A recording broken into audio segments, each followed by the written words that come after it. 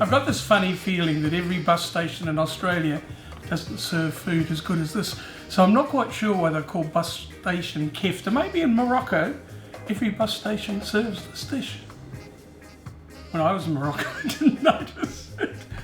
Anyway, the thing about it is they're just bloody good meatballs. They really are, with a nice sauce, fried egg on top, all those good things. First of all, they're made with lamb, of course, being Morocco. They don't eat much pork, well, they don't eat any pork. What I've got there is I've got about half an onion and a clove of garlic, which I've just sauteed, and 600 grams of lean lamb mince. And to that, I'm then going to add about half a tablespoon of smoked paprika, which was one of my favourite new ingredients, which is just beautiful. It's actually sun-dried, so it's got that wonderful flavour. It doesn't sort of taste raw like normal paprika. And also some harissa, which is the famous Moroccan chili paste, about a tablespoon of that. Now this is the moistener, now this is the secret. Now don't tell anyone this is just between you and I. 80 grams of Greek yogurt. Now that will soften it, which is, and it'll make a lot of noise too, but it'll soften the dish, because there's nothing worse than when you have a meatball and it's all dry in the centre. Doesn't happen with this, so that's the little secret. You can put it in any meatballs, doesn't just have to be these Moroccan ones. And some salt and pepper as well, quite a bit of pepper, also quite a bit of chopped coriander. And all we then do is mix it. It needs to be mixed together rather well. Of course you could put gloves on if you like, but I did wash my hands last week. They're very clean. That was a joke, guys. Don't email saying, oh, you dirty beggar. Anyway, it needs to be mixed in really rather well so that that yogurt gets right into it. And then just on a spray, some oil spray. Just on a tray, some oil spray. You knew what I was talking about. And let's just roll some meatballs about the size of a golf ball, because they will shrink. And I always do a decent amount, because what I do with it is you can freeze some. You don't, we are cooking for one, or if you're cooking for two, you don't need to freeze any, but otherwise you can freeze them. And I always cook them not completely through, because I finish them off in the sauce, but I certainly cook them to a certain extent in the oven first. Righty-ho. Now they go into the oven about 180 degrees.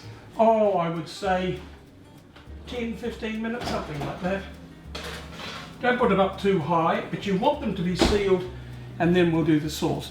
Now, because I'm a bit lazy, what I did was I also chopped about another 1 onion, a couple of cloves of garlic, and I sauteed them at the same time that I did the onion for the meatballs.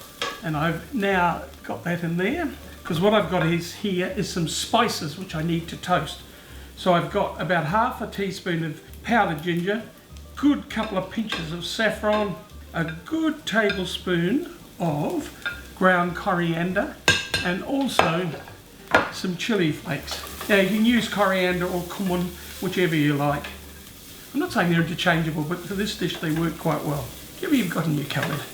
Right, so that's looking good. To that we then add a couple of cans of diced tomatoes and about half a litre of low salt chicken stock. The packet's fine, really is, works well.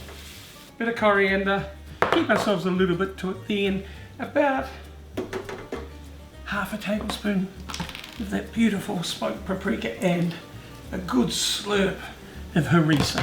Now if you don't happen to have harissa, even though you can buy it in supermarkets these days, it's pretty popular, you could use sambal oelek, but I didn't tell you that. And all we then do is turn that down, and we're going to simmer that for about 10 minutes, maybe 15.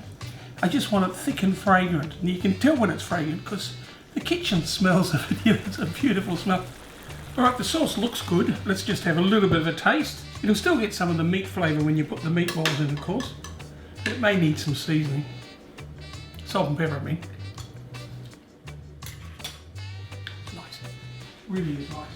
And our meatballs don't look bad either. They've sealed. You get a lot of fat out of it, don't you? Look at that.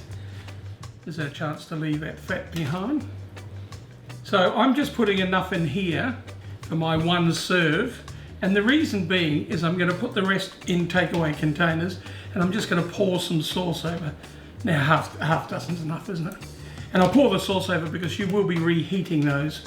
So you don't want to overcook your meatballs. Right, so we're just going to finish those. I reckon only for another 5 minutes, to be honest. And then we will finish it off. My wonderful bus station KEFTA. Move over meat pie. This is what's coming to every bus station in Australia. Right, well, that's looking good. Now what else do I need? Oh, I need an egg, don't I? Bit of a gooey egg to go on top. Some olive oil. You cook the egg how you like it. Some people like it all crisp around the edges. Some people like it so that it's just set. I'm a bit of both school, I don't mind either. And just while that's happening, let's make a nice harissa yogurt, because I'm really big on harissa today. I'm putting harissa in everything, aren't I? This is just to go over the top. Some good Greek yogurt, a little bit of harissa. Not too much.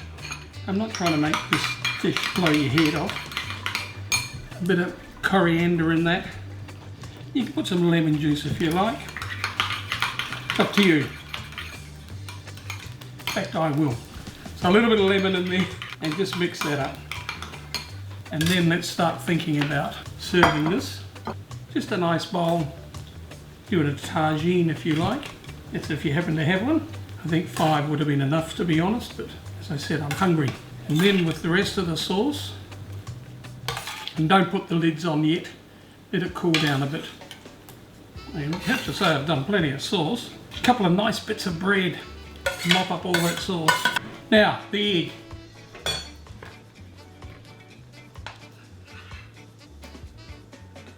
Drain it pretty well.